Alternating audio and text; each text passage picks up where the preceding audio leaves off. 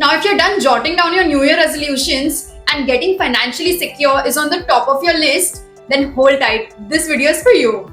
As the New Year sneaks upon us, most of us start dreaming of ways to grow our finances. But let's be real. Thanks to Nirmala ji, the middle class seems to be running a marathon just to find profits, only to have them snatched away. I want to ask, where did I tax laga ke business? Where did I lagao tax?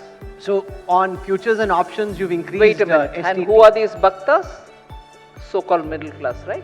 Futures and option is for middle class. Okay, I know your blood must be boiling right now, but there could be a few ways in which you can save your profits from your stocks, after paying tax, of course. But well, now the main question arises, where to invest? Which industry is going to be beneficial for us in the upcoming year? And which industry is going to be a risky gamble? First, let's take a look at industries you should avoid this year as per the data of 2024. First is FMCG. In one of our previous videos, we dwelled into the ongoing FMCG war that has been brewing in India over the past few years. In that video, we also explored how these so-called FMCG market leaders aren't exactly raking in the profits. In fact, most of them are facing losses. Now, I'm not suggesting that FMCG sector has no future, but the challenges it faced last year make it hard to view it as a reliable option for secure investments at the moment. As per this article, Nifty FMCG index has recorded a notable decline of 9.6% in October so far, representing the largest monthly drop in the last 6 years. At current levels, 7 constituents of the index are trading 15 to 22% below their recent 52 weeks high,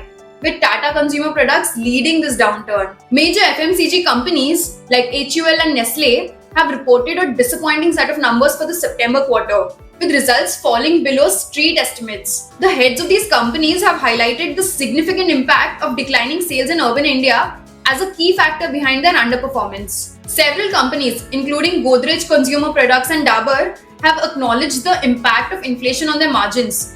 Godrej Consumer Products stated that the company expects low profits this quarter due to inflation, with the trend likely to continue for now. The reason behind the slow growth is said to be food inflation. And if this inflation keeps growing, then these brands will have to come up with some solution to save themselves. Retailing. The retail sector dropped by 12.91%, which is surprising since sales usually go up during the festive season. This decline may indicate that consumers may be more cautious while spending. The main reason behind the decline in retailing is the rapid growth of e-commerce and the rise in market competition. So if you are considering in investing in retail companies, be prepared for some risks. Diamond and jewelry sector. The diamond and jewelry sector saw an 11.97% drop, likely because of lower global demand, changing prices, and less spend on luxury items due to economic worries. One of the most glaring indicators of this crisis is the sharp decline in trade volumes. Between 2021 and 2024, rough diamond imports have dropped by 24.5% from $18.5 billion to $14 billion.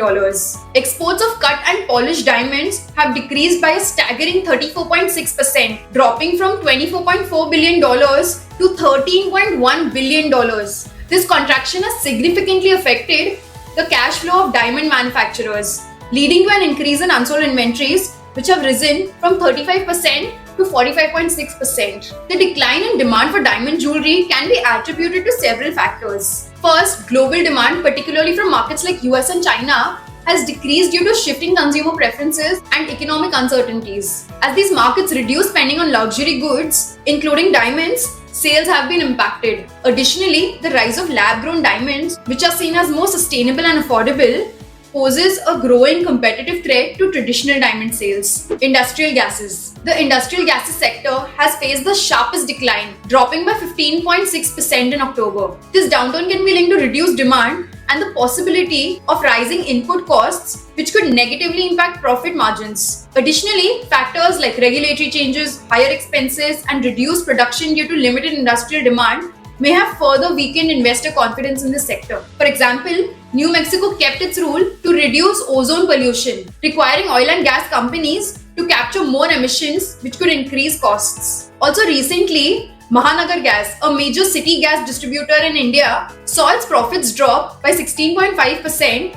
in the second quarter due to higher fuel costs. The company's profit after tax fell to Rs 2.83 billion by the end of September, compared to rupees 3.39 billion during the same period last year. Although its revenue increased by 8.6% to 18.77 billion rupees, the total expenses also rose significantly by 18%, reaching 15.55 billion rupees. This increase in expenses was largely due to a 20% rise in natural gas cost, which heavily impacted the company's earnings. This explains that the likely cause of the decline in the industrial gases sector is the slowdown in industrial activities, leading to reduced consumption of industrial gases, which in turn impacted sales volumes. Additionally, the rising prices of raw materials and energy used in gas production have reduced profit margins. So if you are considering investing in companies like ONGC or GAIL, you must do your research a little more thoroughly. Oil. The oil and gas sector faced a significant decline of 10.76% in October, influenced by a combination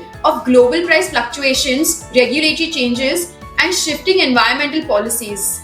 Globally, oil prices are under pressure due to an expected surplus in supply. The International Energy Agency estimates that in 2025, the oil supply will reach 104.8 million barrels per day, while demand will only be 103.9 million barrels per day. This surplus of 9 lakh barrels per day is expected to keep prices low, limiting profitability for oil companies. Another issue is that companies are becoming more environmentally friendly. Let me explain it with the help of a real-life example. In the United States, regulatory changes under the Inflation Reduction Act are reshaping the sector. One of the key initiatives is the waste emissions charge, which imposes penalties on companies exceeding methane emission limits. This measure works alongside new regulations introduced in March 2024 under the Clean Air Act, designed to control methane emissions from both new and existing operations. Now, while these measures aim to make the sector more environmentally sustainable, they also increase compliance costs, squeezing profit margins. And the broader global shift towards renewable energy sources